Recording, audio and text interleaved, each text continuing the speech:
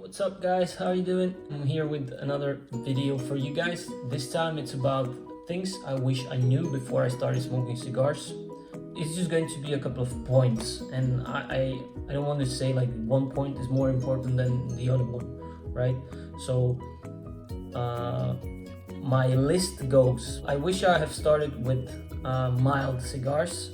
I'm still trying to develop my own palate, so I cannot give you any expert advices, but I would not jump straight into the strong, full-bodied cigars, and then you don't really appreciate the notes there. You cannot even tell the tasting notes for most of the time. But another point, how to cut the cigar. So this was quite interesting. When I started first, I would just take scissors and cut off the cap area of the cigar, but then I didn't really know how or where to cut it off. So sometimes I damaged the wrapper, so it started to unwrap, right? So then what I found out the easiest way for me, then when I learned a little bit more about cutting the cigars, I realized that the safest way is basically just taking a cigar and the cigar cutter. You put it on a flat surface, you put the cigar in, and then you just basically cut the cap off. And what I found, it works perfect for me. It creates a great draw. It also works with other types of cutters. You can do the same. You put the cutter on the flat surface, you put the cigar in, and you just cut the top off or the cap off. So yeah, so that's how I do it now. Not saying that's the only way, but that's just the way how I do it. I know there's lots of different types of cutting techniques. I'm not playing around with those because I don't feel comfortable enough yet, so I'm playing it safe, and maybe I'll try some other cuts, but so far now I'm just doing it this way. Another point, how to light a cigar. Unfortunately, I'm not going to show you right now because I don't smoke indoors or inside of my flat, so sorry for that. I'm not going to show you, but what I do, I try to toast the top first. So I'm trying to make sure that my flame is not touching actually the cigar itself. When I started, basically I just put it directly in the flame, and I didn't know any better. So now I've learned that the best way is to basically toast the top. It seals the wrapper, and then when you light the rest of the top, it has a nice burn, so it will not burn uneven. Next one, how to smoke. So that's also another thing that when I started, I didn't really care. I was not enjoying it for the taste or anything like that. I enjoyed the cigar just for the fact how it looks, right? So it looked cool, and I was puffing on it every other second. And later on, I've learned that the best way, basically, and you will also enjoy the cigar much better if you give it 30 to 45 seconds between each puff. So if you puff too often, it burns too fast, and it basically creates the tar that you can see from the end of the cigar, and you don't want that. It's not best taste in the cigar, so make sure you smoke it slow and enjoy. Good. Another point, how to keep your cigars in good shape. So that's something that I didn't know when I started. I didn't even have a humidor, so yeah, I got the humidor a couple of months ago. Humidor with an analog humidimeter. It was actually already calibrated, but I tried to keep the humidity on 68%.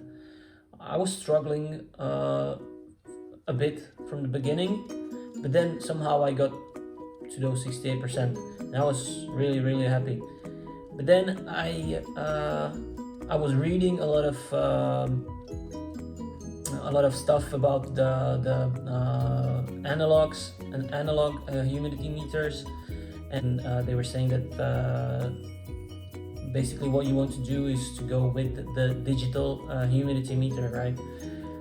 So that's what I did. I got one, and then I put it in my humidor, and I kind of freaked out a bit because I let it there for like overnight, and then the next morning I checked what it reads, and the digital one was showing 46%, and the analog was showing 68%.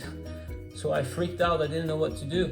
So I started to read up and asking for help from other cigar smokers on internet.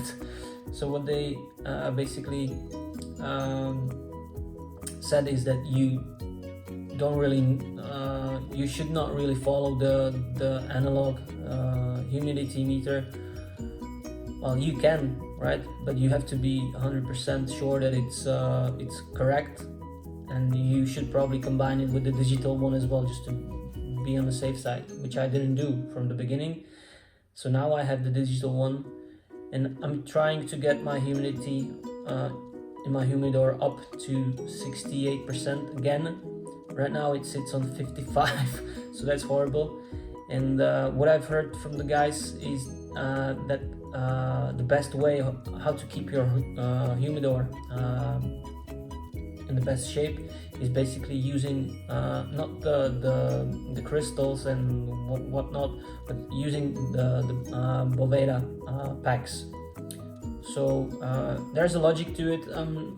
I don't remember how exactly it was, but I think it's based on how many cigars your humidor can hold, and based on that you are using a certain amount of Boveda packs.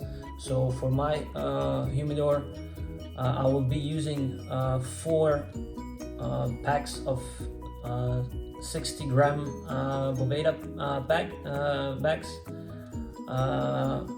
I think I will use, instead of 68% ones, I will use the 72%, just because I've heard also that there's a certain amount of humidity that you lose even though you're using the packs. So I just want to have some extra buffer there, and then we'll see. But right now my humidor is not in a very good shape. I'm doing my best and hopefully it will get back to normal again.